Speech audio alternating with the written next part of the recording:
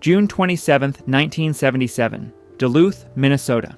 A morning nurse arrives at Glensheen Mansion for her 7 o'clock shift.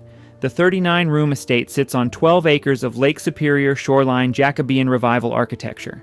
Terraced gardens. One of the most beautiful homes in the Midwest.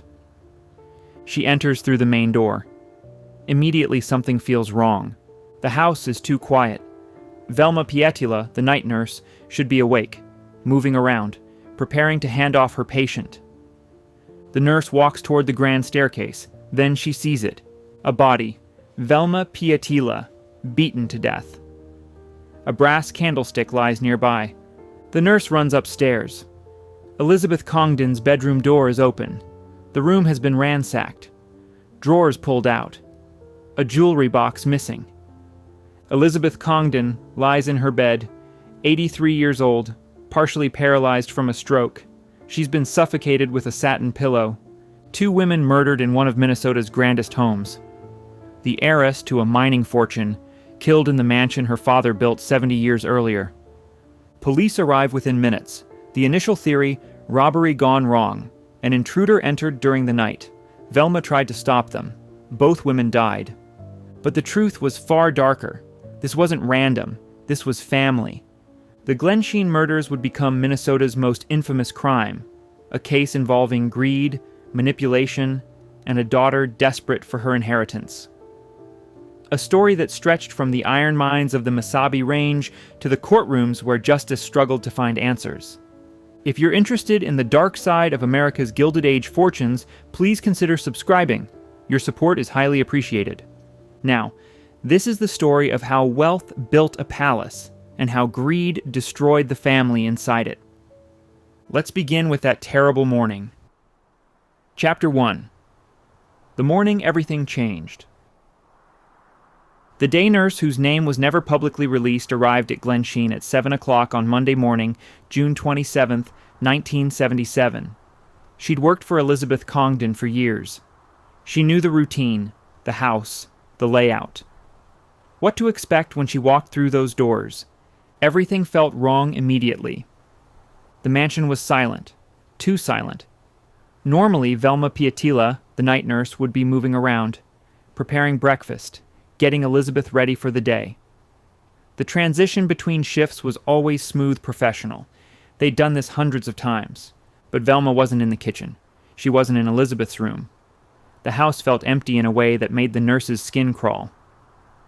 She walked through the first floor, past the reception rooms, past the library with its thousands of books, past the breakfast room with its distinctive green tile walls. Everything looked normal, furniture in place, no obvious signs of disturbance. Then she reached the grand staircase. Velma Pietila lay at the bottom.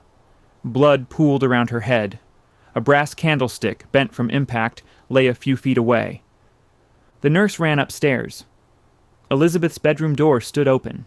Dresser drawers had been pulled out, contents dumped. A jewelry box was missing from the dresser top. The room had been searched, ransacked. Elizabeth Congdon lay in her bed. The covers were pulled up neatly, almost peaceful. But something was wrong with her face. The color, the stillness. The nurse checked for a pulse. Nothing. Elizabeth was dead. A satin pillow lay next to her head. She ran back downstairs and called the police. Duluth Police Department arrived within 10 minutes. The responding officers immediately recognized the address. Everyone in Duluth knew Glensheen. The Congdon Mansion, one of the city's most prominent landmarks. A museum-quality estate still occupied by the family that built it. The officers entered cautiously. They found Velma Pietila first. The violence was obvious. She'd been beaten repeatedly. The candlestick had been used as a weapon. The attack was brutal, prolonged. This wasn't a single blow that accidentally killed someone. This was rage, or determination, or both. Upstairs, Elizabeth Congdon lay in her bed, 83 years old, partially paralyzed from a massive stroke 13 years earlier. She couldn't walk, could barely speak. She was completely helpless. Someone had suffocated her with a pillow, held it over her face until she stopped breathing. It would have taken several minutes. The killer had to stand there, pressing down, waiting for an elderly disabled woman to die. The bedroom told a story. Drawers opened, jewelry scattered, a jewelry box missing. The initial assessment was straightforward: burglary. An intruder had broken in during the night Velma had heard something. Came to investigate. The burglar panicked. Killed her. Then went upstairs and killed Elizabeth to eliminate witnesses. It was a reasonable theory. Wealthy homes got targeted. Glensheen sat on valuable lakefront property in a relatively isolated area. Large estates attracted criminals looking for easy targets. But the theory had problems. Nothing else was taken. The house was filled with valuable antiques, art, silver, collections worth hundreds of thousands of dollars. A burglar who went to the trouble of breaking into Glensheen would have taken more than one jewelry box. The violence was extreme. Velma had been beaten with shocking brutality. If the goal was robbery, why not flee after killing her? Why go upstairs and suffocate an elderly invalid who couldn't identify anyone? And the entry point bothered investigators. A window in the billiard room showed signs of forced entry. But the glass had fallen outside, not inside. Someone familiar with the house might know that detail mattered. Staged crime scenes often got small things wrong. By mid-morning, detectives were asking different questions. Who benefits from Elizabeth Congdon's death? Who knew the house layout? Who knew Elizabeth was helpless and Velma was the only person protecting her? The answers led to family. Elizabeth Congdon had 2 adopted daughters. Jennifer, who lived a quiet life and maintained good relationships with everyone. And Marjorie. Marjorie Congdon Leroy Caldwell. A woman with a reputation, a history, and serious financial problems. Within hours, investigators learned that Marjorie stood to inherit over $8 million when her mother died. They learned she was broke, house foreclosed, cars repossessed, living in a hotel in Colorado because she couldn't afford rent anywhere else. They learned her new husband, Roger Caldwell, was unemployed. That the couple had been cut off by the Congdon family trustees. That Marjorie had been begging for money for months. And they learned something else. Something that made the hair on the backs of their necks stand up. 3 months earlier, in March 1977, the Colorado Bureau of Investigation had contacted the Congdon family trustees. They'd received information that Marjorie Congdon Caldwell was looking for someone to kill her mother. The trustees had increased security at Glensheen, but Elizabeth had refused to believe her daughter would hurt her. She'd dismissed the warnings, insisted Marjorie loved her, would never do such a thing. Now Elizabeth was dead, suffocated in her bed, and detectives had to figure out if a daughter had murdered her mother for money. The Glensheen murders shocked Minnesota. This wasn't gang violence or a random street crime. This was a wealthy family, an iconic mansion. A beloved elderly woman and her dedicated nurse, both killed in the middle of the night. The case would consume the next 2 years. Trials, confessions, acquittals, a legal battle that revealed just how far some people would go for money. But to understand how it came to this, we need to go back to when Chester Congdon was just a struggling lawyer. Before the fortune, before the mansion, before everything that made Glensheen what it became. We need to understand how the Congdon fortune was built, because that fortune created everything that followed, including murder. Chapter 2, Chester Congdon, the mining lawyer. Chester Adgate. Congdon was born on June 12, 1853, in Rochester, New York. His father was a Methodist minister. His mother came from a respectable but not wealthy family. Chester grew up with modest means, religious values, and an understanding that success would require hard work. Nothing about his childhood suggested he'd become one of the wealthiest men in Minnesota. He attended Syracuse University in 1871. There he met Clara Hesperia Bannister, daughter of another Methodist minister from San Francisco. They both graduated in 1875. Chester studied law. Clara took a teaching position at a women's college in Ontario. They stayed in touch, wrote letters, made plans for a future together. But Chester needed to establish himself financially before he could marry. The years after graduation were difficult. He studied law under a firm in Syracuse and was admitted to the New York bar in 1877. But work was scarce, money even scarcer. He wrote Clara letters filled with self-doubt, called himself a second-rate lawyer, joked bitterly that he should have become a cowboy instead. In 1878, desperate for income, he took a job as a school principal in Chippewa Falls, Wisconsin. The pay was terrible, the work unfulfilling. He lasted less than a year. In 1879, Chester moved to St. Paul, Minnesota. He opened a law practice and was admitted to the Minnesota bar. The practice did modestly well. Enough to survive, not enough to thrive. Then his fortunes changed. He met William Bilson, the United States District Attorney for the state of Minnesota. The two men hit it off immediately. When a position opened, Chester became Bilson's assistant. The pay improved slightly. More importantly, he gained valuable connections and experience. Chester borrowed several $100s from a friend and proposed to Clara. On September 29, 1881, 10 years after they first met at Syracuse, they married in a small ceremony. The Congdons settled into life in St. Paul. Chester continued working as assistant district attorney. They lived modestly on Selby Avenue, near the upper-class Summit Avenue neighborhood, but not quite in it. They couldn't afford Summit Avenue, not yet. Their first child, Walter Bannister Congdon, was born in 1883, then Edward in 1885, Marjorie in 1887. The family was growing, the expenses mounting. Chester's salary barely covered it all. In 1892, William Bilson made Chester an offer. Bilson had left the district attorney position and established a private practice in Duluth. The city was booming. The Mesabi Iron Range, 60 miles north, had just been discovered. Duluth was becoming a shipping hub. Money was flowing. Legal work was plentiful. Bilson wanted a partner, someone he trusted, someone smart enough to handle complex cases. Chester accepted. The Congdon family moved to Duluth in May 1892. They rented a house at 1530 East 1st Street.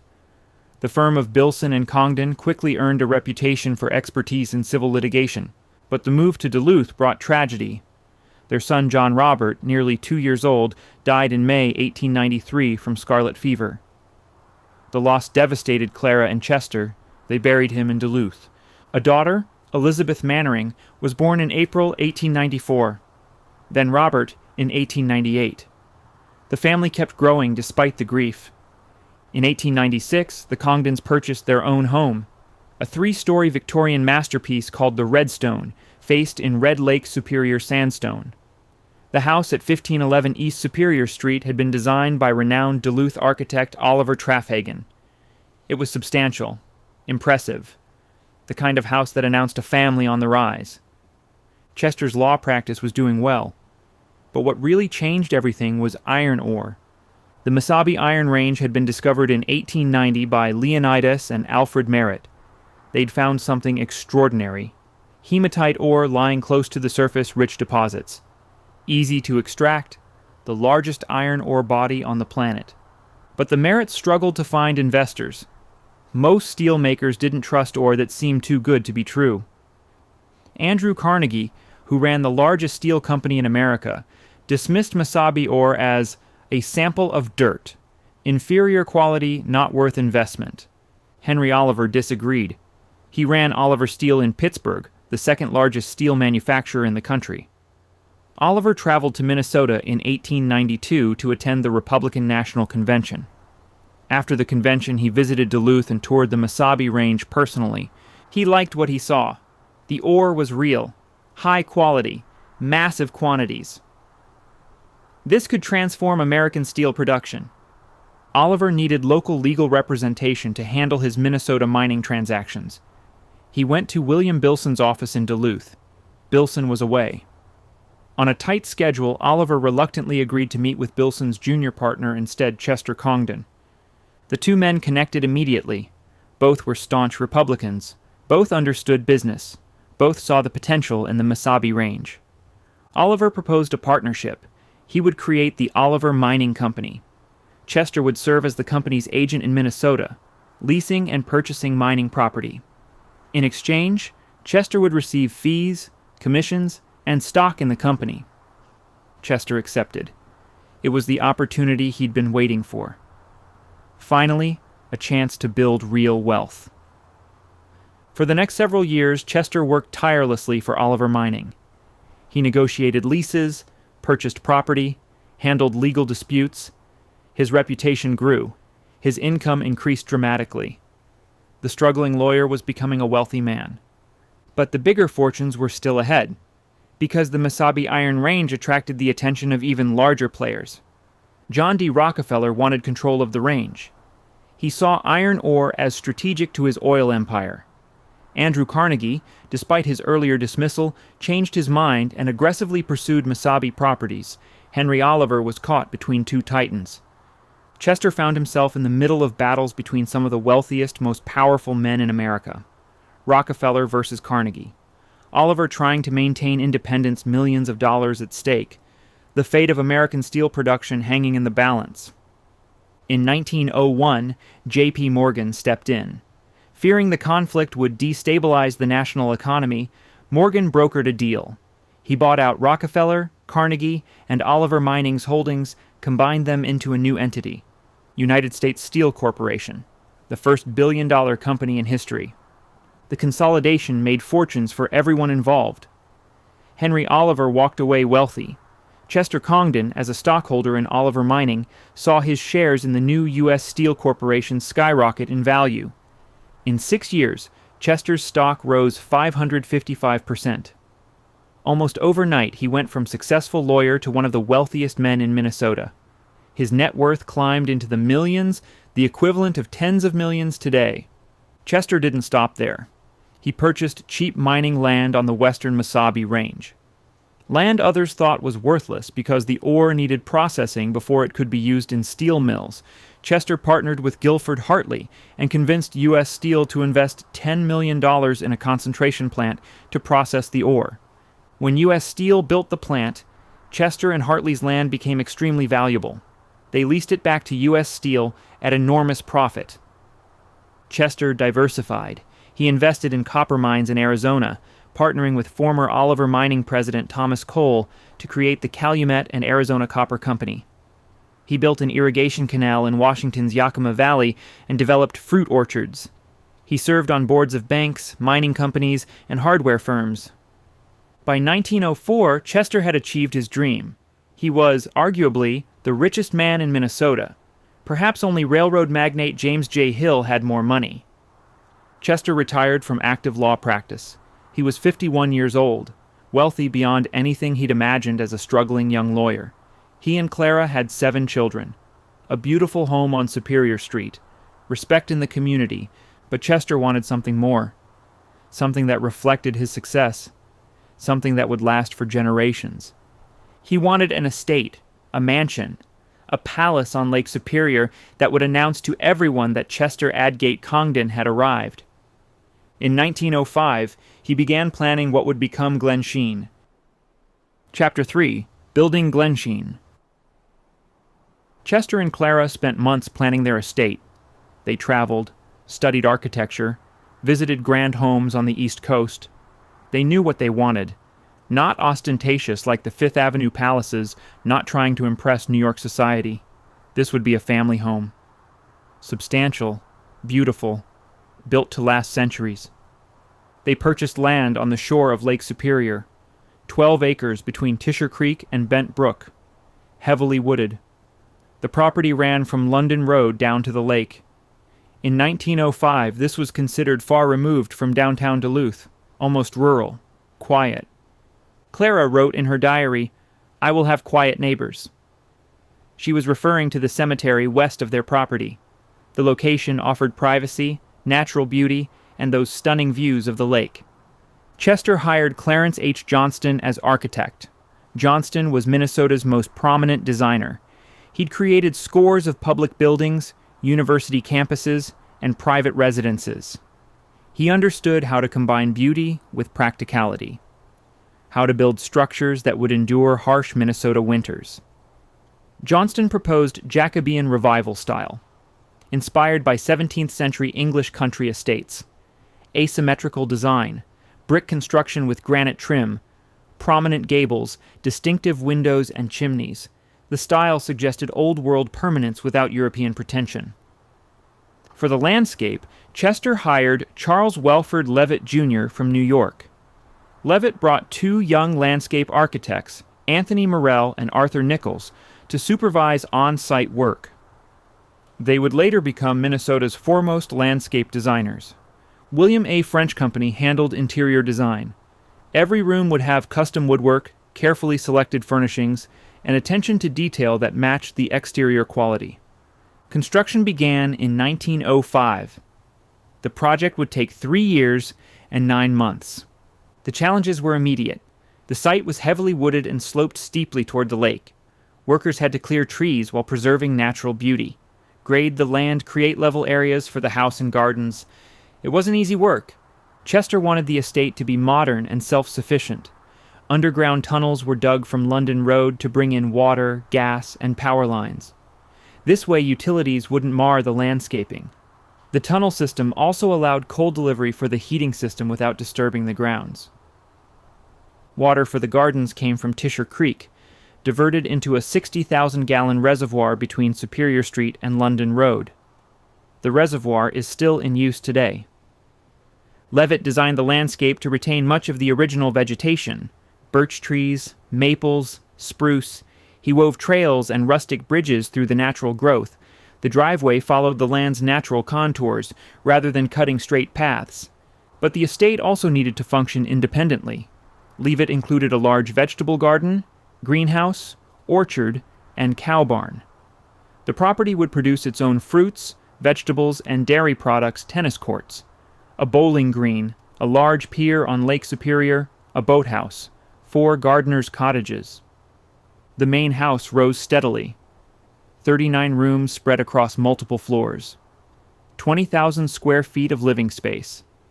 The scale was enormous, but the design kept it from feeling cold or intimidating. Johnston used different woods throughout: Circassian walnut, mahogany, cypress, fumed oak, enameled birch, American walnut. Each room's furniture matched the wood used in that room's trim and paneling. The consistency created harmony. Rooms flowed naturally from one to another. The hallways featured original stenciling in arts and crafts style, hand-carved wood details, wall and ceiling coverings made from wool, silk, filled burlap, and gold leaf. Even the doors showed craftsmanship. Each door used 2 kinds of wood: oak on the hallway side, the room's signature wood on the interior side. The house incorporated the latest technology: central heating and humidification systems, mostly located in the lower level, a central vacuum system. Given electricity's unreliability in 1905, the house was equipped with both gas and electric lights. If power failed, gas lamps would provide backup. The lower level housed utilitarian spaces: milk room, laundry, butler's quarters, but also leisure areas, billiard room, recreation room. What the family called the Little Museum, a wing off the recreation room for displaying collections. Throughout the house, symbols appeared repeatedly: lions representing power, pineapples representing hospitality. Chester and Clara wanted visitors to understand both messages. This family had achieved success, but they welcomed guests warmly.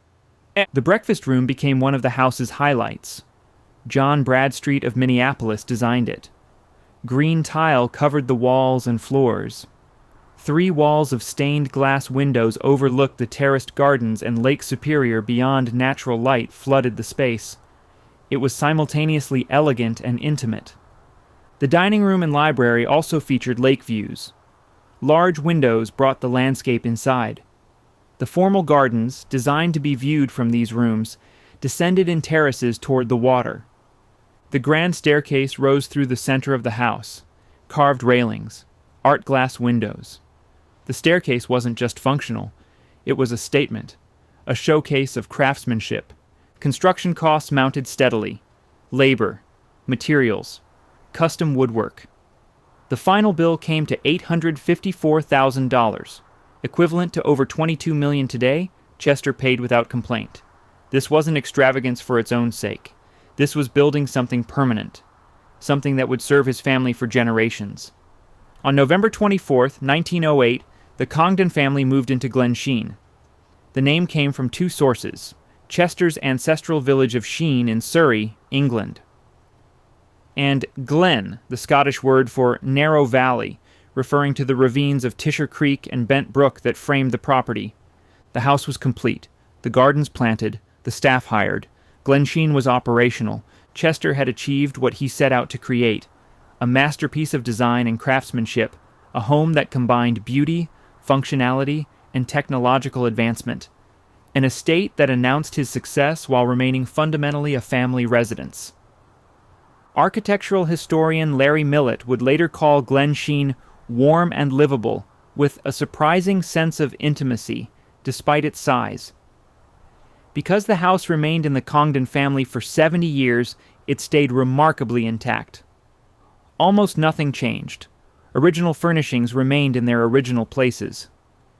Chester was 55 years old when Glensheen was completed. He'd built his fortune, built his dream home, established his family's position in Duluth society. He had 8 more years to enjoy it. In November 1916, Chester Congdon died of a pulmonary embolism in St. Paul. He was 63 years old. A life that began in modest circumstances, rose to extraordinary wealth, and ended too soon. Clara remained at Glensheen. She would live there for another 34 years, maintaining the house and gardens exactly as Chester had envisioned. The estate became her life's work, her tribute to the man who built it. But the house's story was far from over. The next chapters would be written by the children, particularly the youngest daughter, Elizabeth, the girl born in 1894, who grew up in that Victorian house on Superior Street. Elizabeth would inherit Glensheen. She would live there her entire adult life. She would adopt 2 daughters and raise them in those 39 rooms. And in 1977 she would die there, murdered in her bedroom while sleeping. Chapter 4. Life at the Estate. Glensheen required a staff of 20 to 30 people to function properly. The Congdons weren't trying to replicate European aristocracy. They wanted a smoothly running household that could accommodate their growing family and frequent guests. The butler managed male staff and oversaw formal service. The housekeeper supervised female servants and maintained household standards. Below them worked footmen, maids, cooks, kitchen staff, laundresses, and groundskeepers. Everyone had specific roles, clear hierarchies, defined responsibilities. Staff lived in the house. Upper floors held their quarters. Small rooms. Simple furnishings. Nothing like the elaborate spaces below. Servants used separate staircases. They weren't supposed to be visible unless actively serving. The system required constant coordination. The Congdons treated their employees well by the standards of the time. Fair wages, reasonable hours compared to other wealthy households. Clara ran the operation with efficiency rather than cruelty. Staff who worked well stayed for years. The family settled into routines. Chester maintained offices downtown, but often worked from Glensheen's library. The room held thousands of books, legal volumes, history literature. He could spend hours there, reading or handling correspondence. Clara managed the household and raised the children. By 1908, when they moved into Glensheen, the family included Walter, Edward, Marjorie, Helen, Elizabeth, and Robert. A 7th child, John, had died in infancy back in St. Paul. The children had the run of the estate, 12 acres to explore, trails through the woods, the lakeshore, tennis courts. In winter, they could ice skate. In summer, they swam and sailed. The property was essentially a private park. Formal meals happened in the dining room. The space could seat dozens, though family dinners were typically just the Congdons and perhaps a few guests.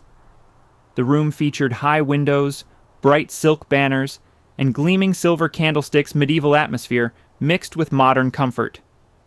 Interestingly, preserved condiment bottles from that era show the family kept mustard and ketchup on the table.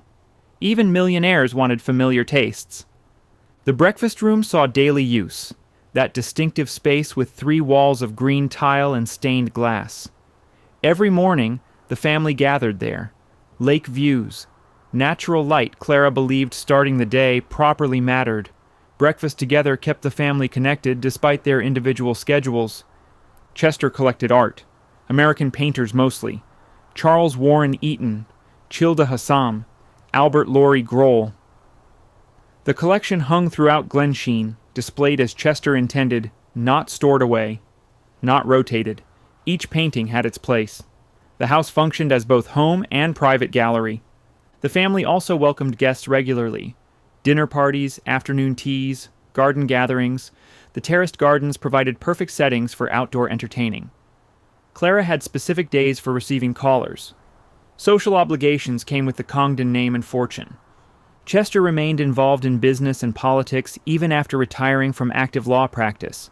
He served on multiple corporate boards, invested in new ventures. In 1909, he ran for the Minnesota state legislature. His goal was opposing a proposed tonnage tax on iron ore shipped out of state.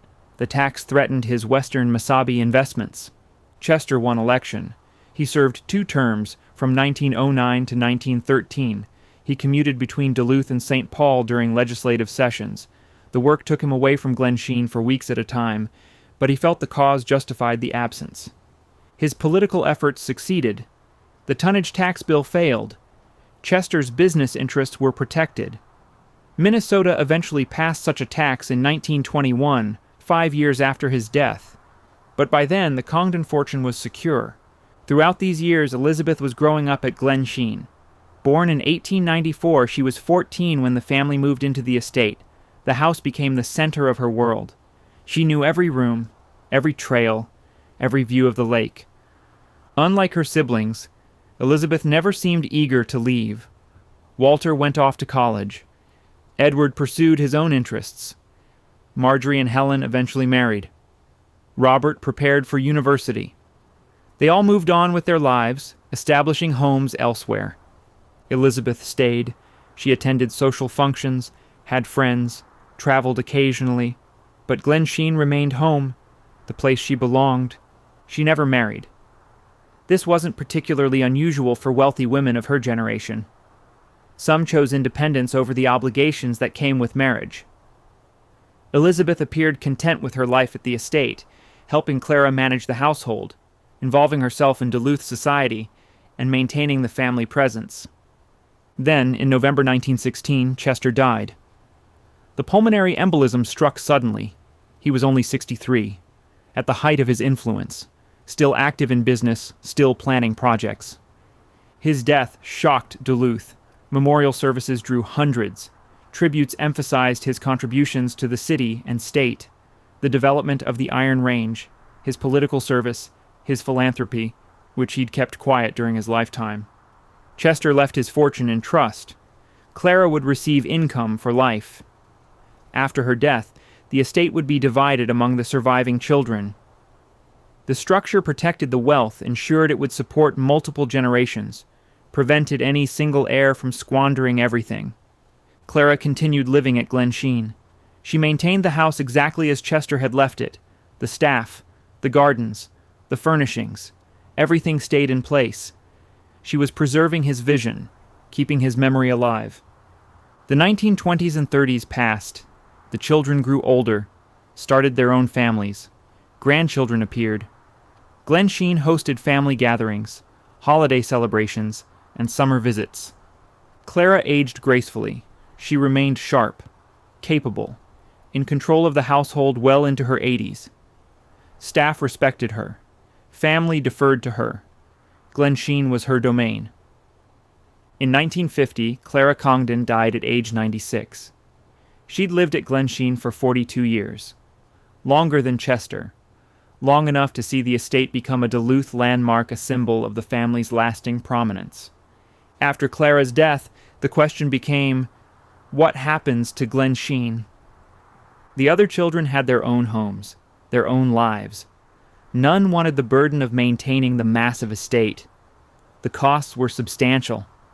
Property taxes, staff salaries, heating bills in brutal Minnesota winters, constant maintenance and repairs.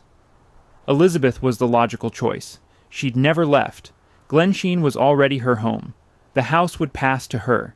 She inherited the estate and continued living there. Now she was responsible for everything.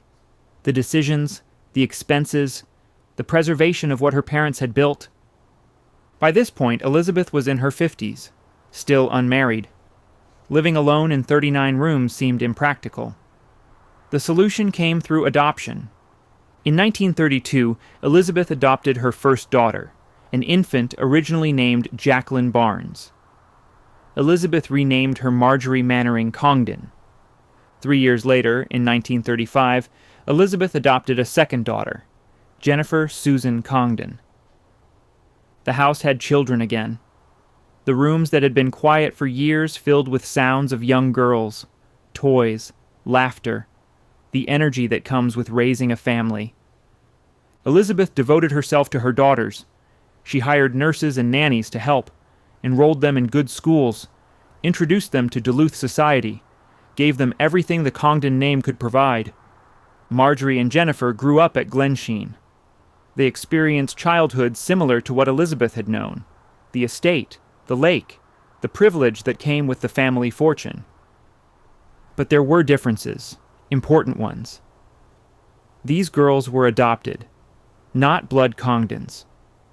Some family members never quite accepted them, treated them differently, made subtle distinctions between real family and adopted children.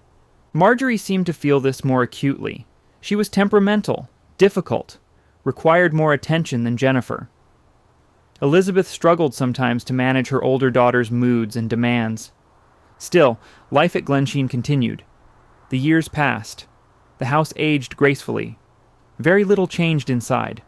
Original furnishings remained. The gardens were maintained. Glensheen looked almost exactly as it had in 1908.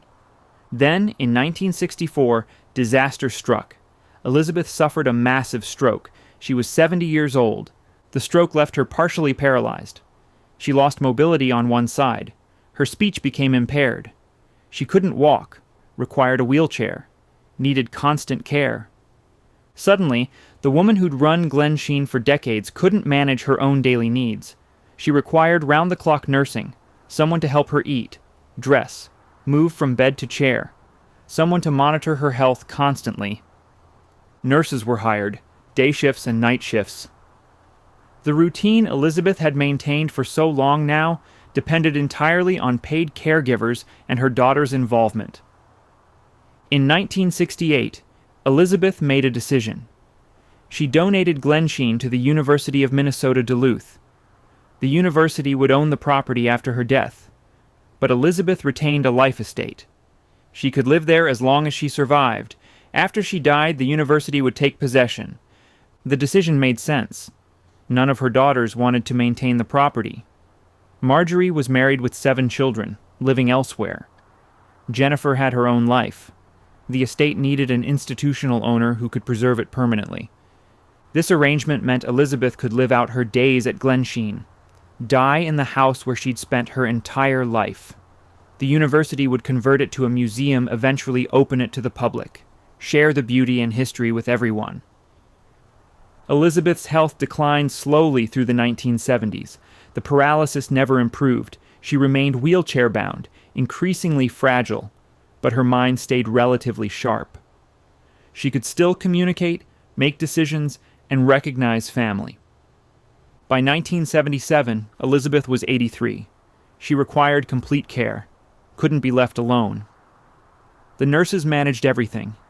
She had no idea her daughter Marjorie was desperately broke in Colorado. No idea the trustees had cut Marjorie off from family money. No idea Marjorie's new husband Roger was unemployed, and the couple was living in a hotel because they'd lost their house. And she had no idea that in June 1977, someone would break into Glensheen in the middle of the night, kill her nurse, walk upstairs to her bedroom, and suffocate her with a pillow. The house Chester built to last for generations would become the scene of one of Minnesota's most shocking crimes. Chapter 5.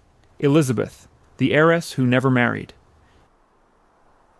Elizabeth Mannering Congdon was born on April 22, 1894, in the Redstone House on Superior Street. She was Chester and Clara's fifth child, the fourth to survive past infancy. She grew up watching her father build his fortune, from modest success to extraordinary wealth, from the Victorian house to planning Glensheen. She was 14 when the family moved into the completed mansion in 1908. Unlike her siblings, Elizabeth never seemed to chafe against the boundaries of Duluth society. Walter pursued business ventures. Edward had his own interests. Marjorie and Helen married and started families Robert prepared for a career. They all eventually left. Elizabeth stayed. Content with the life Glensheen offered, the social obligations, the family expectations, the comfort and security that came with the Congdon name. She attended appropriate schools, participated in Duluth social circles, had friends among other wealthy families. She traveled occasionally, visited relatives, saw other parts of the country, but she always returned to the estate on Lake Superior. Marriage never happened. This wasn't scandalous for a woman of her generation and class. Many wealthy women chose independence over the obligations that came with husbands and their families. Some found fulfillment in other pursuits, charity work, cultural activities, managing family affairs. Elizabeth appeared satisfied with her role at Glensheen. She helped Clara manage the household, oversaw staff when needed, participated in the endless social calendar that came with the Congdon position. She was dutiful, reliable, the daughter who stayed close to home. When Chester died in 1916, Elizabeth was 22, young enough that marriage still seemed possible. But the years passed without any serious prospects. She settled into life as Clara's companion and helper. After Clara's death in 1950, Elizabeth inherited the estate. She was 56 years old, a middle-aged woman living alone in a 39-room mansion.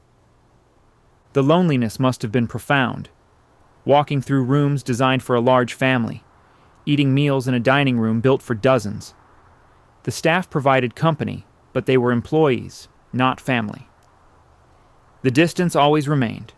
Elizabeth made her decision in 1932. She would adopt. The first baby arrived that year, an infant girl originally named Jacqueline Barnes. Elizabeth renamed her Marjorie Mannering Congdon. The Mannering honored Elizabeth's own middle name, the Congdon, gave her full family status. 3 years later, in 1935, a second adoption. Another infant girl, Jennifer Susan Congdon. Suddenly, Glensheen had children again. Nurseries were set up. Nurses and nannies hired. The rooms that had been silent filled with the sounds of babies crying, then toddlers playing, then young girls running through halls. Elizabeth threw herself into motherhood. She was 41 when Jennifer arrived. Not young by the standards of the time, but wealthy enough to afford all the help she needed. The nurses handled night feedings and constant care. Elizabeth provided love, attention, and the Congdon name. The girls grew up with every advantage. Fine schools, beautiful clothes, summer trips.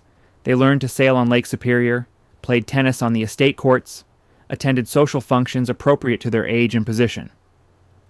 But there were complications. Complications Elizabeth might not have fully anticipated. Marjorie was difficult from early on. Temperamental, demanding. She threw tantrums that seemed excessive even for a child, required constant attention, pushed boundaries repeatedly. Nurses struggled to manage her moods. Jennifer was quieter, easier. She followed rules, accepted discipline, caused minimal problems. The contrast between the two girls became obvious early. Some extended Congdon family members never fully accepted the adoptions. They were polite, correct in their behavior. But distinctions remained: blood relatives versus adopted children, real Congdons versus something else. Marjorie seemed to sense this rejection. It fed her resentment, made her more difficult. She acted out, caused scenes, embarrassed Elizabeth at family gatherings. As Marjorie entered her teenage years, the problems intensified. She spent money recklessly, expected Elizabeth to cover every expense without question.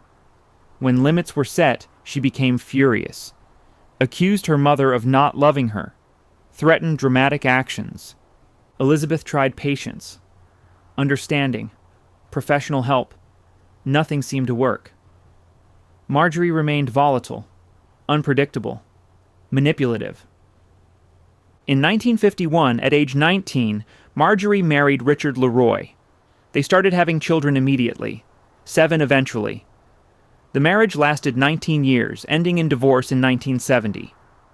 During those years, Marjorie's financial problems became legendary within the family. She and Richard lived beyond their means constantly, borrowed money, fell behind on payments. Turned to Elizabeth whenever creditors closed in. Elizabeth paid. Again and again, she bailed out her daughter, covered debts, kept Marjorie from facing consequences. Maternal love mixed with enabling. The pattern was established early and never changed. Jennifer, meanwhile, lived a quiet life. She married, maintained good relationships with family, caused Elizabeth no serious problems. The dutiful daughter. The contrast must have pained Elizabeth. One daughter who brought constant worry, another who provided only comfort. But mothers love their children regardless. Elizabeth continued supporting Marjorie despite everything. In 1964, Elizabeth suffered a massive stroke. She was 70 years old. The attack hit without warning, sudden, devastating. The stroke left her partially paralyzed on one side. She lost the ability to walk. Her speech became severely impaired. She could barely communicate, couldn't dress herself, couldn't feed herself, couldn't manage any of the basic functions of daily life. Elizabeth was confined to a wheelchair, required round-the-clock nursing care. Someone had to be with her constantly, monitoring, helping, ensuring her basic needs were met. The woman who'd managed Glensheen for decades now couldn't manage herself. The independence she'd valued was gone. She was completely dependent on others. Day nurses and night nurses were hired. They worked in shifts. Velma Piatila became one of her regular caregivers until retirement. The nurses handled everything, feeding, dressing, moving Elizabeth from bed to wheelchair, administering medications, managing her care. Elizabeth's condition never improved. The paralysis was permanent, the speech impairment lasting. She would spend the rest of her life disabled, trapped in a body that no longer worked properly. But her mind remained relatively functional. She could think, recognize people, understand what was said to her, make her wishes known through limited speech and gestures. The awareness of her condition might have been the cruelest part, knowing what she'd lost, unable to recover it. In 1968, Elizabeth made arrangements for Glensheen's future. She donated the property to the University of Minnesota Duluth. After her death, it would become a museum open to the public, preserved permanently. She retained a life estate. She could live at Glensheen until she died. Then the university would take possession. The arrangement gave her security while ensuring the house would survive. Her fortune was held in various trusts, some established by her father Chester decades earlier, others created more recently. The structure was complex. Multiple trustees managed the money-distributed income to beneficiaries, protected the principal from being depleted. Marjorie received income from the trusts, but the trustees controlled distribution. They could cut her off if they deemed spending too reckless. They had that authority written into the trust documents. Elizabeth's will, updated in December 1976, specified distributions after her death. Marjorie and Jennifer would inherit substantial sums. Over $8 million for Marjorie. The exact amount depended on various trust provisions and estate calculations, but until Elizabeth died, the money remained locked in trusts. Marjorie couldn't access the principal. Only the income the trustees approved. This created tension. Marjorie needed money constantly. The trustees increasingly refused. They'd watched her blow through funds for years, watched her accumulate debts, watched her make terrible financial decisions repeatedly. By 1977, the relationship between Marjorie and the trustees had deteriorated completely. They wouldn't give her anything beyond minimal support. She was furious, desperate, running out of options. Elizabeth, wheelchair-bound and barely able to speak, couldn't intervene effectively. She still loved Marjorie, still wanted to help. but she'd given control to the trustees precisely because she knew Marjorie couldn't handle money responsibly. The situation was impossible.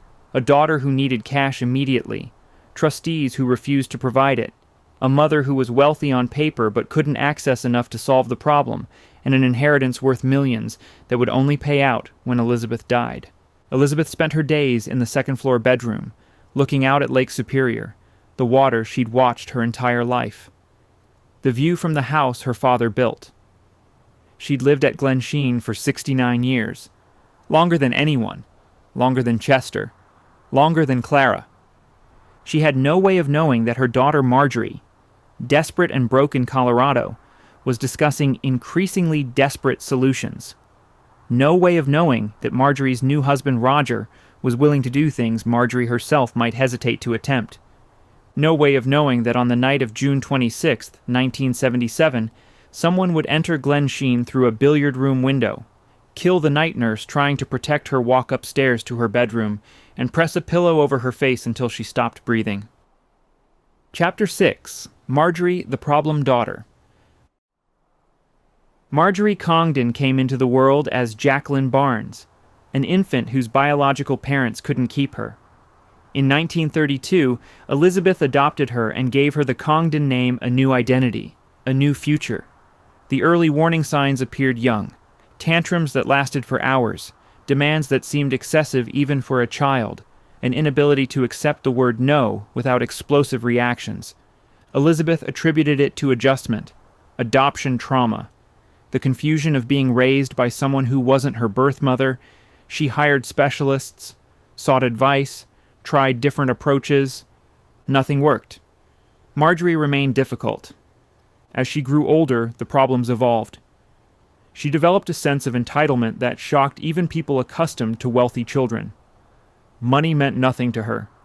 Spending limits didn't exist. If she wanted something, she expected to get it immediately. Elizabeth indulged her, paid bills, covered expenses, made excuses to family members who raised eyebrows at Marjorie's behavior. Maternal love mixed with denial. The pattern would repeat for decades. Jennifer, 3 years younger, provided stark contrast, quiet, obedient, grateful for what she had. She caused Elizabeth no serious trouble, made no scenes. The difference between the two girls couldn't have been more obvious. Some family members whispered about nature versus nurture. Was Marjorie born with these tendencies, or did Elizabeth's parenting create them? The debate was pointless. By adolescence, Marjorie's personality was set. In 1951, 19-year-old Marjorie married Richard Leroy. He was a decent man, hardworking. He had no idea what he was getting into. The marriage produced 7 children rapidly. By any measure, this should have brought stability, responsibility. The demands of raising a large family should have matured Marjorie. Instead, the children became additional expenses she couldn't manage. 7 mouths to feed, 7 bodies to clothe, 7 tuitions to pay. Marjorie spent money faster than Richard could earn it. They lived in Marine on St. Croix, Minnesota, a pleasant community, good schools, the kind of place where raising children should have been straightforward. But the Leroy household operated in constant crisis. Bills went unpaid, creditors called, collection agencies sent letters. Richard worked longer hours trying to keep up. Marjorie blamed him for not earning enough. The fights escalated. She turned to Elizabeth constantly. Needed money for this, needed money for that. Emergency after emergency. Elizabeth paid. Every time. She couldn't stand the thought of her daughter or grandchildren suffering. The trustees managing the Congdon fortune watched with growing alarm. They saw the pattern. Money going to Marjorie disappeared instantly. Nothing was ever enough. No amount satisfied her. But Elizabeth insisted. These were her grandchildren. Her daughter needed help. The trustees reluctantly approved distributions, knowing the money would vanish. Then came the fire. In the late 1960s, the Leroy house in Marine on St. Croix burned under suspicious circumstances. Insurance investigation raised questions. The timing seemed convenient. The family was deeply in debt. The insurance payout would solve immediate problems. Nothing was ever proven. But family members remembered, whispered, added it to the growing list of incidents involving Marjorie. By 1970, the marriage collapsed. Richard filed for divorce after 19 years. The financial burden, the constant chaos, the impossibility of maintaining any stability, he'd had enough. Marjorie got custody of the children initially, but she couldn't manage them, couldn't afford them. Several eventually went to live with Richard. Marjorie had failed at motherhood the way she failed at everything requiring discipline or sacrifice. After the divorce, she moved to Colorado in 1975. A fresh start, new surroundings, distance from Minnesota, relatives who'd grown tired of her problems. She left most of her children behind. 7 kids who needed their mother. She abandoned them, chose her own freedom over their needs. It was perhaps the clearest indication of who Marjorie really was. In Colorado, she met Roger Caldwell. He was recently divorced, struggling financially, working odd jobs, not particularly successful. In many ways, he matched Marjorie perfectly. 2 people with more ambition than ability, more needs than resources. They married quickly in 1976. Marjorie was 44, Roger was in his 40s. Both were starting over after failed first marriages. Both were broke. They hatched plans, big plans, a horse ranch. They'd breed and train horses, sell them for profit, build a successful operation that would finally make Marjorie wealthy in her own right, prove she didn't need the Congdon trustees controlling her life. The ranch idea required land, money, equipment, expertise they didn't have. But Marjorie was convinced it would work. Roger went along. He'd learned quickly that disagreeing with Marjorie only caused problems. They purchased property for the ranch, bought horses, made grand plans. The problem was financing. They had no real capital. Everything was leveraged, borrowed, pledged against future income that might never materialize. Within months, they couldn't make payments. The property was foreclosed. The horses were sold or repossessed. The ranch dream collapsed before it really started. They moved into the Holland House Hotel in Golden, Colorado, living in a hotel because they couldn't qualify for an apartment lease, couldn't come up with security deposits, had no rental history that didn't include evictions or unpaid bills. Hotel living was expensive, far more than renting would have cost. But it was the only option, pay weekly, no credit check required, no long-term commitment. The money came from Marjorie's trust income. She received approximately $22,000 per year from one of the Congdon trusts. In 1977, that was decent money enough to live modestly. But Marjorie had never lived modestly. $22,000 might as well have been nothing. It disappeared instantly. Hotel bills, meals out, Marjorie's shopping, Roger's expenses. It was never enough. By spring 1977, they were desperate. The hotel bills were mounting. They had no income beyond the trust payment. Roger couldn't find steady work. They'd burned through credit. Nobody would lend them money. Marjorie tried multiple approaches with the trustees. She needed money for this emergency, that crisis. Every request was denied. The trustees had seen this before. Giving Marjorie more money solved nothing. It just vanished. In March 1977, something alarming happened. The Colorado Bureau of Investigation contacted the Congdon family trustees. They'd received information that Marjorie was looking for someone to kill her mother, a hitman. Marjorie was supposedly asking around, trying to find someone who'd murder Elizabeth for money. The information came from law enforcement sources. They took it seriously enough to warn the family. The trustees increased security at Glensheen. They informed Elizabeth, though she refused to believe her daughter would hurt her. Elizabeth insisted there must be a misunderstanding. Marjorie loved her, would never do such a thing. The trustees weren't convinced. They knew Marjorie better than Elizabeth wanted to admit. They'd watched her manipulate, lie, scheme. They'd seen the fires, the debts, the destroyed relationships. Nothing was beyond her if she was desperate enough. But what could they do? Lock Marjorie up based on a rumor? Prevent her from seeing her mother? Elizabeth wouldn't allow it. Despite everything, she loved her daughter, wanted to believe the best of her. By June 1977, the Caldwells were in crisis. The hotel was threatening eviction for unpaid bills. They had no money, no prospects, no options, except one. Elizabeth's death would trigger inheritance distributions. Over $8 million would come to Marjorie. The trusts would pay out. All the money that had been locked away suddenly available. 3 days before Elizabeth's death, Marjorie signed a document, a power of attorney. It authorized Roger to receive approximately $2.5 million of her expected inheritance directly to him, not through her, not subject to the trustees' control. The timing would later seem damning. Why would she sign such a document unless something was about to happen? Unless Roger was about to do something that earned him that money?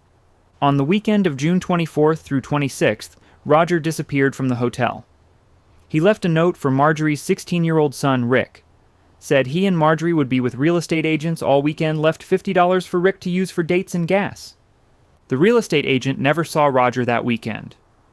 Marjorie was there. Roger wasn't. He was gone. Missing for 3 days. Nobody could place him anywhere during those critical 72 hours. No airline records, no credit card receipts, no witnesses who remembered seeing him. He'd vanished. Then, early Monday morning, June 27th, Elizabeth Congdon and Velma Pietila were found murdered at Glensheen. Roger reappeared at the hotel Monday afternoon. He had bruises on his face, cuts on his hands. When asked, he claimed a horse had kicked him. The explanation seemed odd for someone who supposedly spent the weekend looking at real estate in suburban Denver. Marjorie called her sister Jennifer with the news. Their mother was dead, murdered. They needed to come to Duluth for the funeral. Marjorie's reaction seemed off to people who knew her. Not quite right, too composed, too ready with explanations, as if she'd been expecting this news. At the funeral 3 days later, relatives noticed Roger's injuries, his nervousness, the way he avoided eye contact.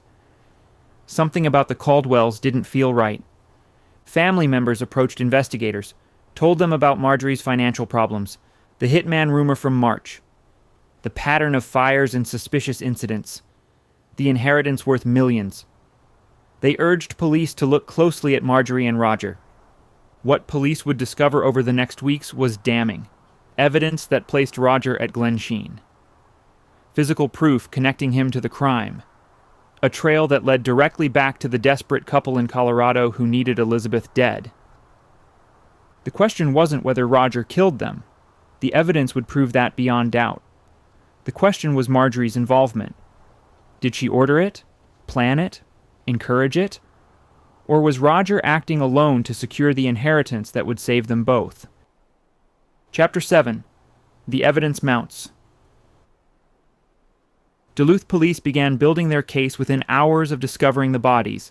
The physical proof told a compelling story. The question was whether it would hold up in court. Investigators photographed everything. The billiard room window with glass fragments outside rather than inside. Velma Pietila's body at the base of the grand staircase. The bent brass candlestick. Elizabeth's bedroom with drawers pulled out and contents scattered. The missing jewelry box. They dusted for fingerprints. Collected hair samples. Documented every detail of the crime scene. Modern forensics in 1977 couldn't do DNA testing or the sophisticated analysis available today, but careful collection could still solve cases. The missing jewelry box became a critical clue. Someone had taken it. A burglar would have grabbed more. The house was filled with valuable items. Art, silver, antiques worth thousands. Taking only one jewelry box suggested someone who wanted the crime to look like robbery, but didn't actually care about stealing. Velma Pietila's car was found the next morning. Airport parking lot. Keys still inside. Whoever killed her had driven the car there and abandoned it. Why the airport? Either to catch a flight, or to make investigators think someone had caught a flight. Police began checking airline passenger manifests, flights from Minneapolis to Denver in the days before and after the murder. If Roger Caldwell had flown to Minnesota, killed 2 women, and flown back to Colorado, there should be records. They found nothing. No Roger Caldwell on any passenger list. No aliases that matched his description. No credit card receipts for tickets. It was as if he'd never traveled, or traveled under methods that left no paper trail. But other material was accumulating. A week after the murders, investigators received a peculiar lead. A coin dealer in Colorado contacted them. Someone had mailed him a Byzantine gold coin asking for an appraisal. The return address was Roger Caldwell's.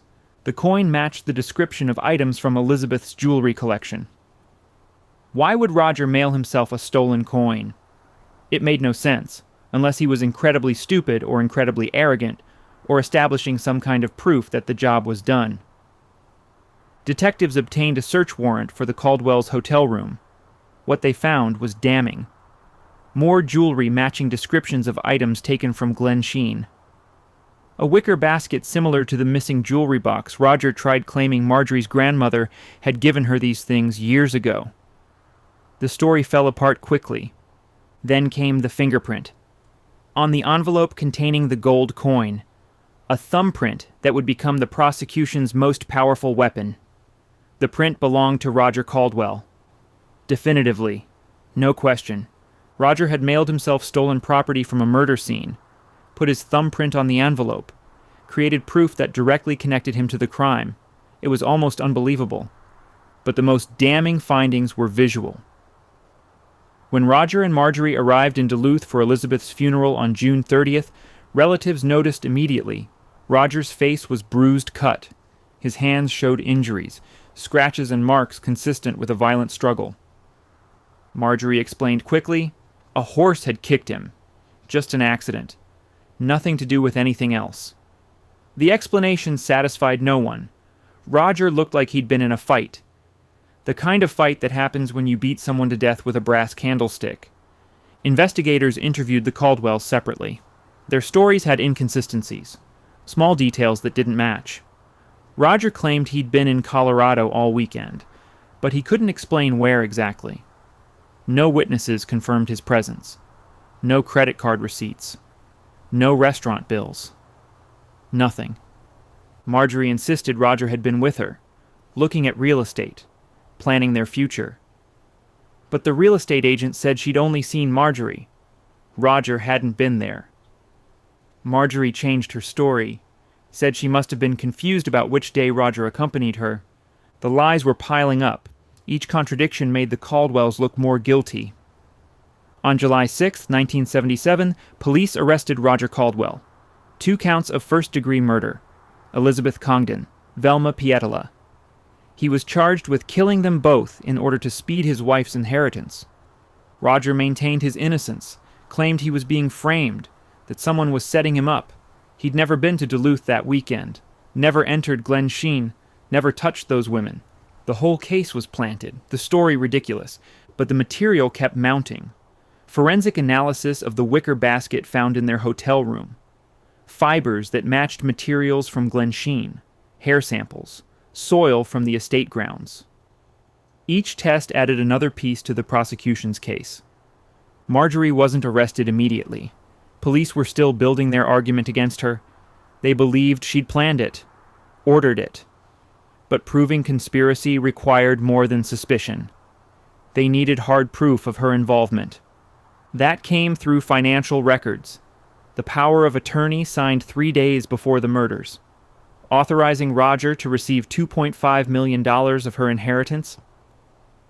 The timing was too perfect, too calculated. You don't sign such a document unless you expect money to arrive soon. Investigators also learned about previous incidents. The house fire in Marine on St. Croix. Suspicious but never proven. An incident years earlier when Elizabeth became violently ill after eating marmalade Marjorie had brought her. Blood tests showed drugs not among Elizabeth's prescriptions. The marmalade jar conveniently disappeared before it could be tested. Rebecca Leroy, one of Marjorie's daughters, provided devastating testimony to investigators. She claimed her mother had once tried to strangle her, that Marjorie was capable of violence when money was involved. The statement painted a picture of a dangerous woman. On July 7th, authorities arrested Marjorie. charged her with conspiracy to commit murder, aiding and abetting, being an accomplice to 2 killings. She was released on $100,000 bond. The Congdon family wealth, ironically, allowed her to await trial in relative comfort. The legal machinery ground forward. Roger's trial was scheduled first. Change of venue granted due to pretrial publicity. The case moved to Brainerd, Minnesota, Crow Wing County, supposedly a location where jurors hadn't been saturated with news coverage. The prosecution felt confident they had physical proof: Roger's fingerprint on the envelope, the stolen jewelry in his possession, his injuries, his inability to account for his whereabouts. Witnesses who placed him in Minnesota, despite the lack of airline records. The defense strategy was interesting. Roger's lawyers argued he was being framed. By whom? Other Congdon family members. Specifically, they suggested Jennifer or other relatives who stood to benefit from Elizabeth's death. That someone else had committed the murders and planted clues to implicate Roger. The theory seemed desperate, but all the defense needed was reasonable doubt. If even one juror believed the possibility of a frame-up, Roger might walk. The trial began in July 1978, exactly 1 year after the murders. The prosecution presented methodically, building their case piece by piece.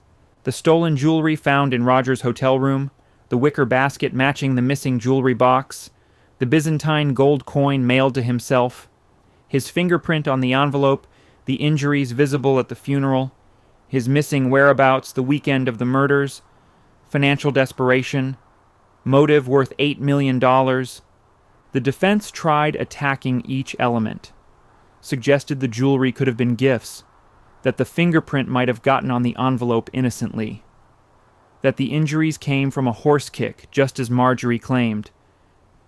That lack of airline records proved Roger couldn't have traveled to Minnesota, but the cumulative weight was crushing.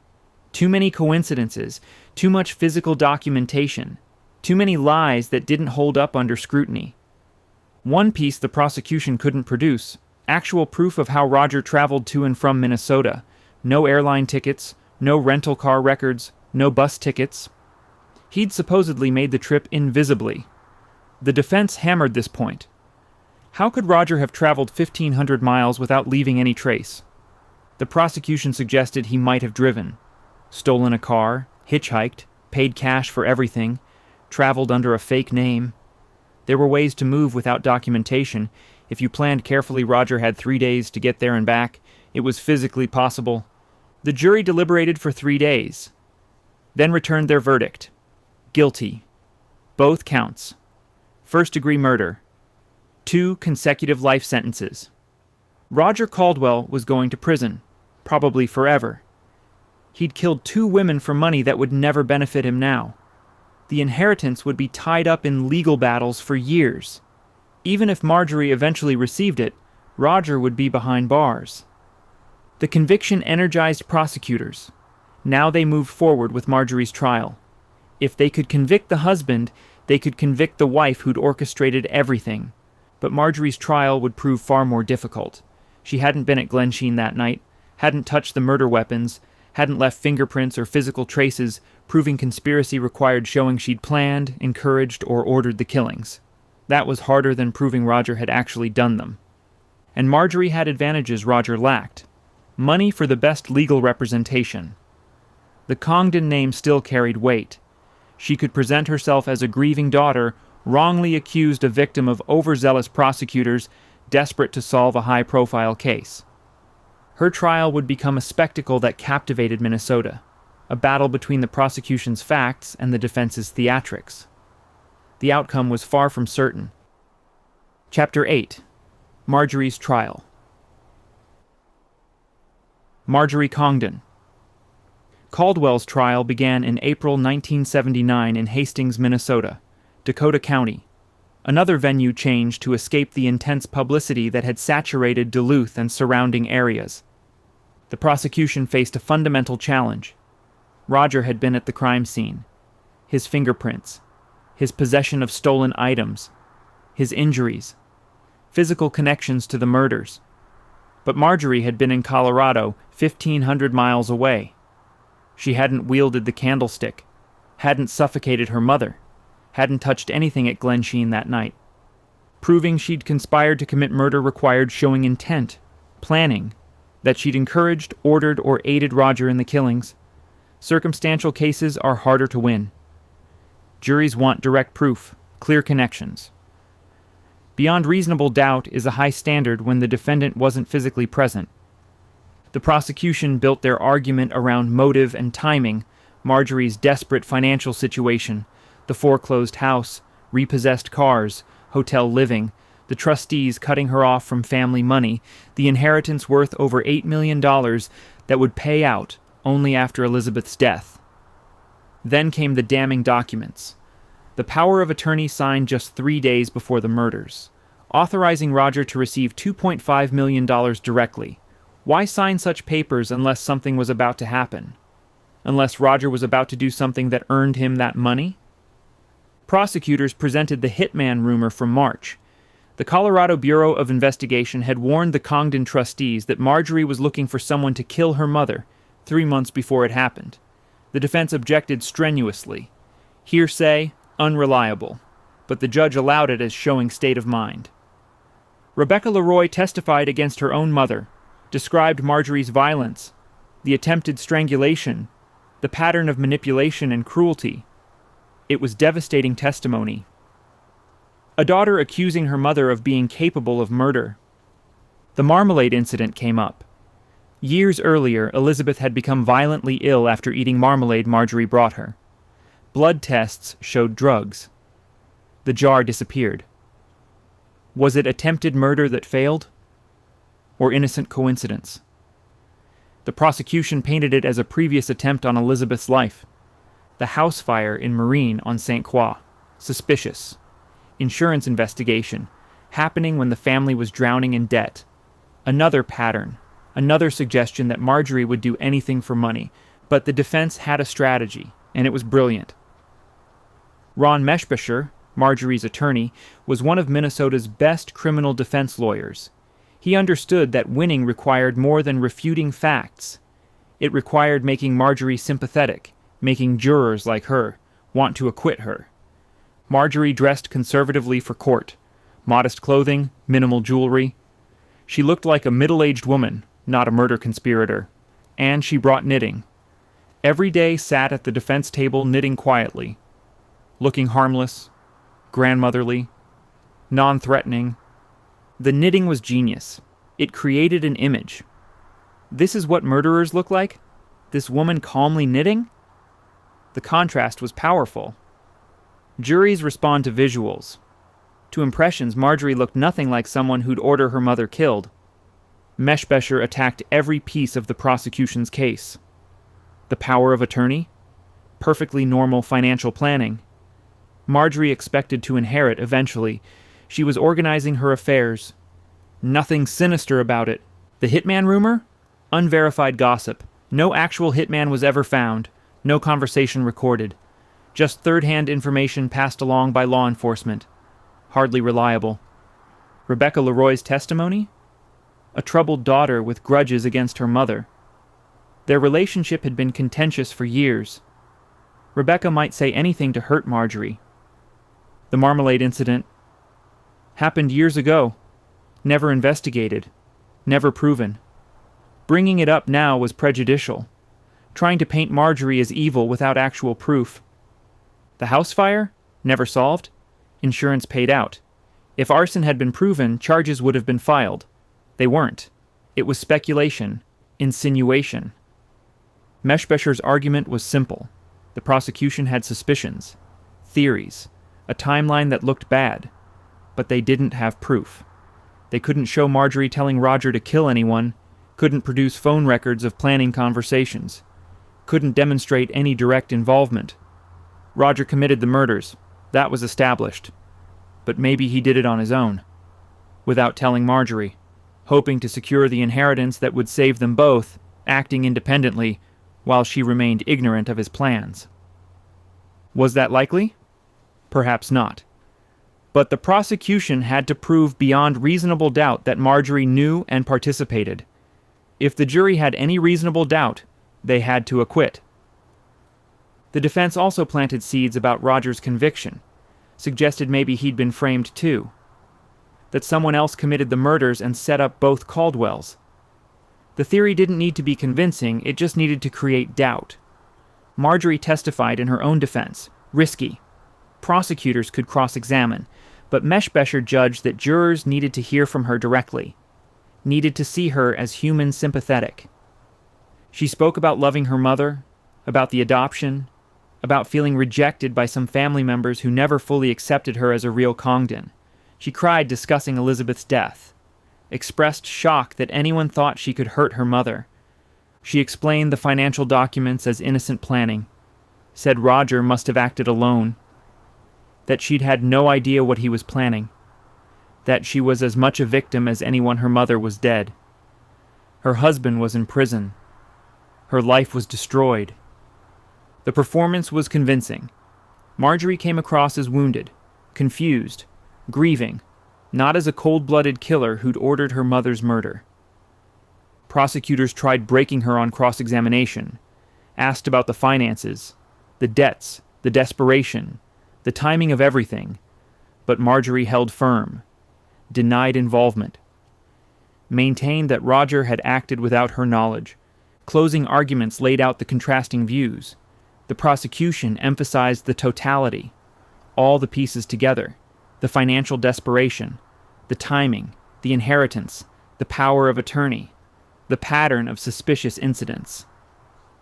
No single piece proved murder, but together they painted an undeniable picture. The defense countered with doubt. Circumstantial cases require speculation, assuming things not proven. The prosecution wanted jurors to believe Marjorie was evil, a woman who'd murder her own mother for money, but where was the proof? Where was the conversation where she told Roger to do it? Where was the planning, the direct involvement?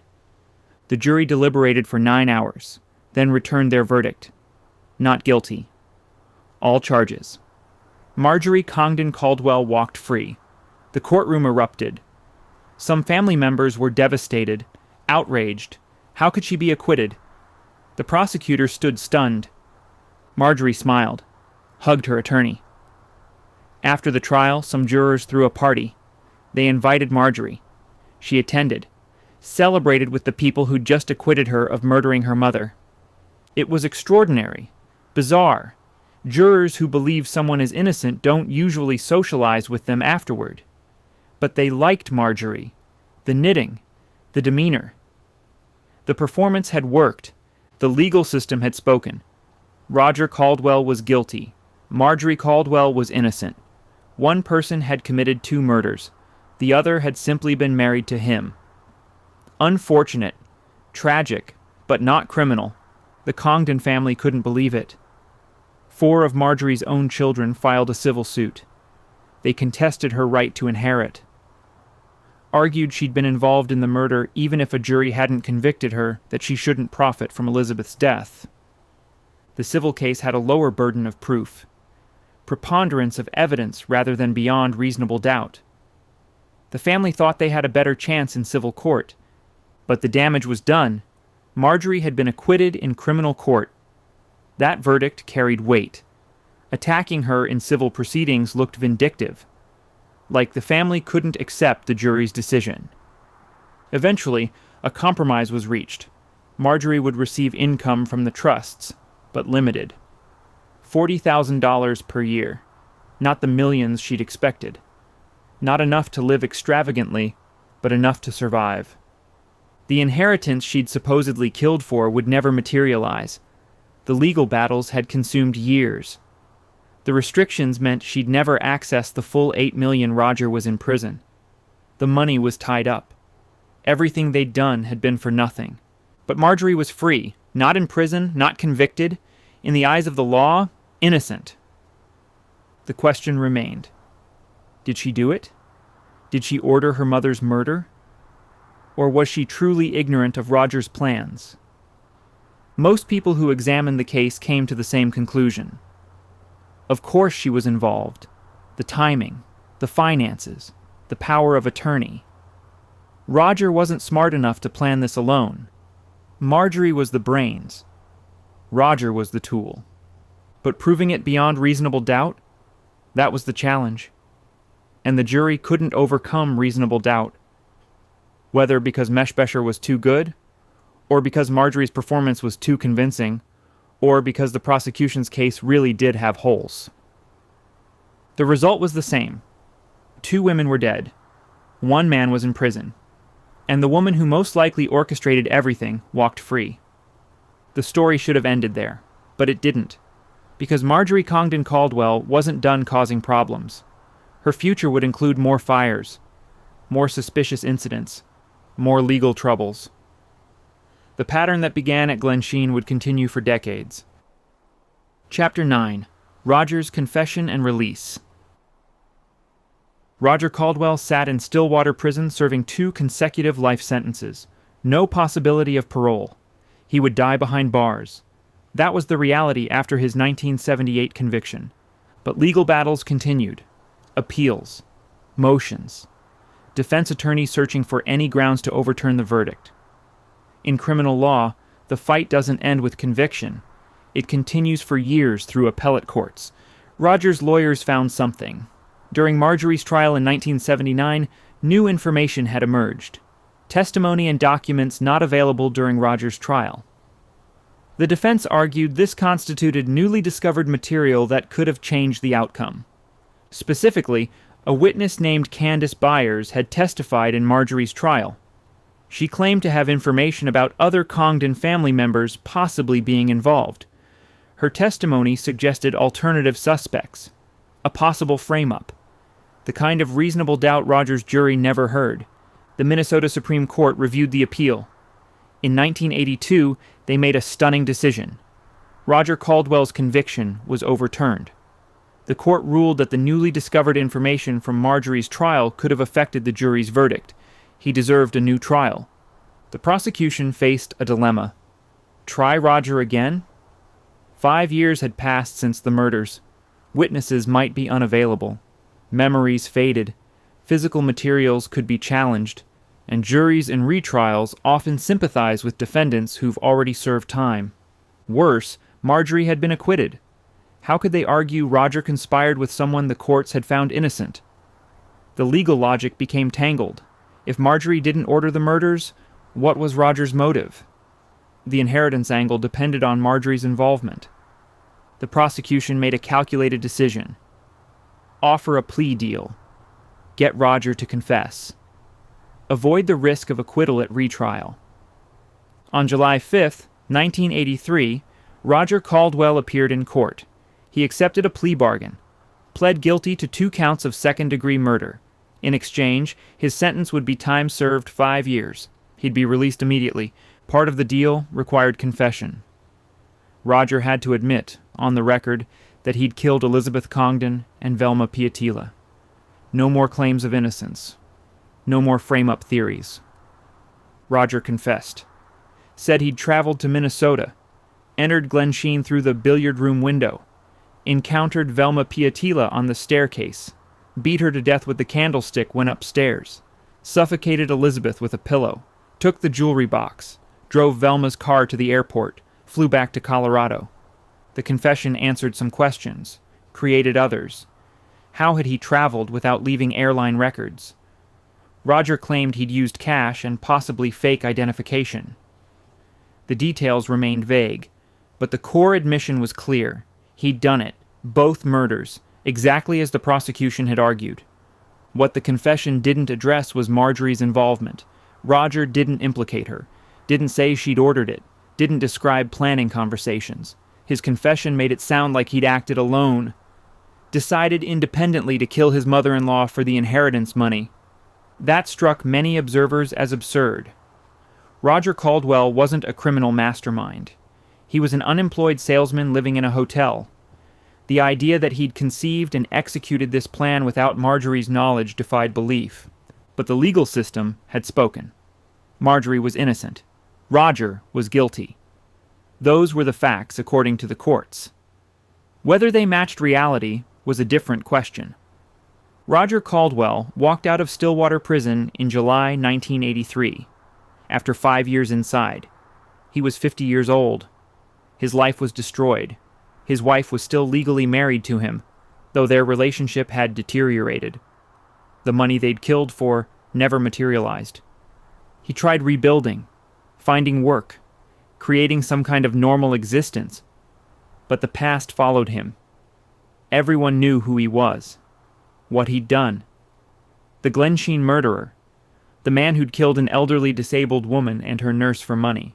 Roger struggled with depression, alcoholism, the weight of what he'd done, or maybe the weight of taking all the blame while Marjorie walked free, the bitterness of serving time while she collected $40,000 annually from the trust he'd tried to secure.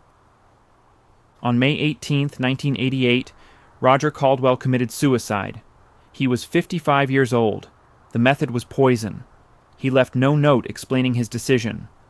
No final confession implicating Marjorie or anyone else, just death, an end to whatever torment had consumed him. Some saw it as guilt, the burden of 2 murders finally overwhelming him. Others saw it as despair, a ruined life with no path forward.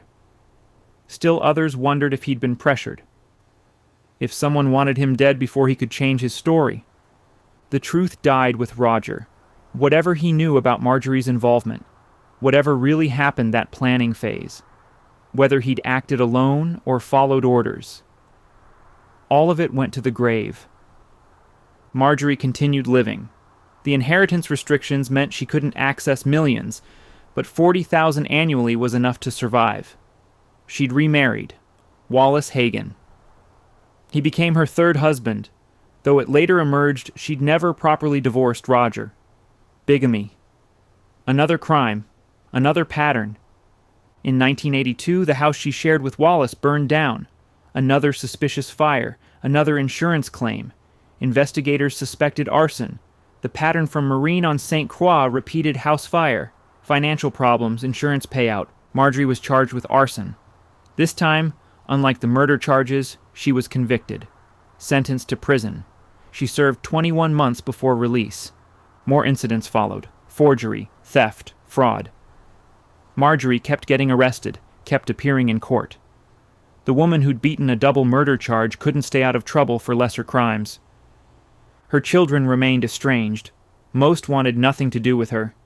Rebecca, who'd testified against her in the murder trial, never reconciled. The relationship was destroyed. Other children maintained distance, protecting themselves from her chaos. Jennifer, Marjorie's adopted sister, lived quietly. She'd inherited her share of the estate without restrictions, maintained good relationships with other Congdon relatives, lived the kind of stable life Marjorie never could. The contrast between the 2 adopted daughters was stark, both raised in the same house, given the same advantages. One became a responsible adult, the other became a criminal whose pattern of suspicious incidents stretched across decades. Glensheen opened as a museum in July 1979, 2 years after the murders. The University of Minnesota Duluth operated it as promised. Tours were offered. Visitors could walk through the rooms where Chester and Clara Congdon had lived, where their children grew up, where Elizabeth spent her entire life. Initially, tour guides were instructed not to mention the murders. The university wanted Glensheen appreciated for its architecture and history. Not sensationalized as a crime scene, they feared becoming a dark tourism destination, but visitors knew. Everyone knew. The murders were famous. People came specifically because of them. Pretending they hadn't happened seemed pointless. Eventually, the policy changed. Guides acknowledged the murders, answered questions. The story became part of Glensheen's history. Not the only history, but impossible to ignore. The mansion attracted over 100,000 visitors annually. Most came for the beauty, the architecture, the gardens, the glimpse into Gilded Age wealth. Some came for the murder story, the dark ending to a family saga. Glensheen stood as it had for decades. Original furnishings, original artwork. 95% of what visitors saw dated to 1908, when the Congdons moved in. It was a time capsule, perfectly preserved. The irony wasn't lost on anyone. Chester Congdon built this house to last for generations, to establish family legacy, to create something permanent, and it had survived. The mansion endured, beautifully maintained, protected by the university. But the family was destroyed. Chester's fortune split among distant relatives. His youngest daughter murdered in her bedroom. His adopted granddaughter probably responsible, his name associated with one of Minnesota's most notorious crimes. The house outlasted the people. The dream outlived the dreamers. Glensheen stood while the Congdon family collapsed around it. Chapter 10. The Legacy of Murder. Marjorie Congdon Caldwell didn't fade quietly into obscurity after Roger's death. The pattern that defined her life continued. More crimes, more arrests, more courtrooms. In 1992, Wallace Hagan died, Marjorie's third husband. The circumstances raised questions, though no charges were filed. Another death near Marjorie. Another convenient outcome. The suspicions followed her everywhere. She moved to Arizona. Tucson area, distance from Minnesota, distance from the Congdon name, distance from Glensheen. But she couldn't escape her past, or her patterns. In 2007, Marjorie was arrested again. Fraud charges. She'd been writing checks on a friend's account, forging signatures, stealing money. The amounts weren't huge by Congdon fortune standards. But theft is theft. The legal process dragged on. Delays, continuances. Marjorie's health declined. Surgery was scheduled. The trial kept getting postponed. She was 75 years old, still causing problems, still facing criminal charges. By 2010, Marjorie was largely confined to Arizona. Her children remained estranged. The Congdon family wanted nothing to do with her. She lived on the trust income $40,000 annually. The inheritance she'd possibly killed for had never materialized in any meaningful way. She gave occasional interviews over the years. Always maintained her innocence regarding the murders. Always claimed Roger acted alone. Always portrayed herself as a victim, a woman wrongly accused. A daughter who lost her mother to a husband's violence. No one believed her. The evidence, the timing, the patterns. Everything pointed to her involvement. But she'd been acquitted. The legal system had spoken. She could claim innocence forever without fear of being tried again. Double jeopardy protected her. Jennifer Johnson, Marjorie's adopted sister, lived until 2017. She died at 82. She'd maintained throughout her life that Marjorie was guilty, that her sister had orchestrated their mother's murder. The family division never healed. The 4 children who'd sued Marjorie in civil court never reconciled with their mother. Rebecca Leroy, who testified against her, never spoke to Marjorie again. The family was permanently fractured, trust destroyed, relationships impossible. Marjorie's story became a Minnesota legend. Books were written, television shows produced, investigation discovery featured the case. Behind Mansion Walls dedicated an episode to the Glensheen murders. The story was too compelling to ignore. Wealth, adoption, greed, murder, acquittal. All the elements of true crime drama. Joe Kimball, the reporter who covered the case from the beginning, wrote extensively about it. His accounts became the definitive journalism on the murders. He interviewed family members, reviewed court documents, built a comprehensive picture of what happened. Kimball's conclusion matched most observers. Marjorie was guilty. She'd planned it. Roger had executed it. The acquittal was a failure of the justice system. Good defense lawyering, sympathetic presentation. Reasonable doubt where none should have existed, but proving it? That ship had sailed. Marjorie would never face trial again. The legal protection was absolute. She could admit involvement tomorrow and nothing would happen. The courts had finished with her. Glensheen thrived as a museum. The University of Minnesota Duluth invested in preservation, restoration work, garden maintenance. The estate looked as close to 1908 condition as possible.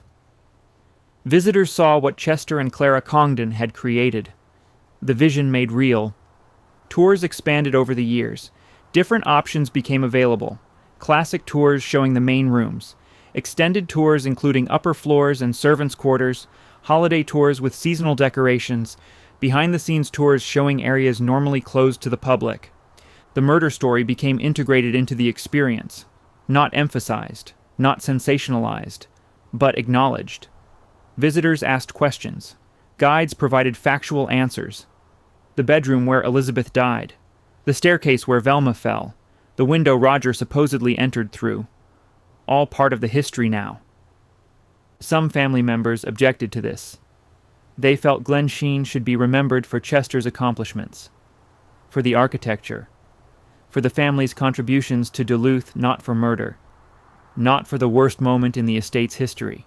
But the university balanced it well. The focus remained on the house, the craftsmanship, the preservation. The murders were mentioned but not dwelled on. Glensheen succeeded as an architectural museum first. The crime was context, not the main story. The mansion appeared on the National Register of Historic Places, recognized for architectural significance. One of the finest examples of Jacobean Revival design in America, remarkably intact. 95% original furnishings and fixtures, a genuine time capsule from the early 20th century.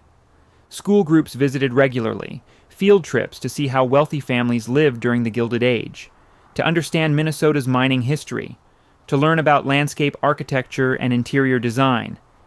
Educational programming became a core mission. Weddings were held on the grounds. The gardens provided beautiful settings. Couples posed for photos with Lake Superior in the background. The terraces Levitt designed in 1905 still functioned as intended, beauty accessible to everyone now, not just the Congdon family. The boathouse remained on the property, restored, maintained, a reminder that this had been a working estate, self-sufficient, producing its own food and managing its own operations. Not just a showpiece, a functioning household for a large family and staff. Chester Congdon's vision had succeeded in an unexpected way. He'd wanted to create something lasting, something that would serve his family for generations.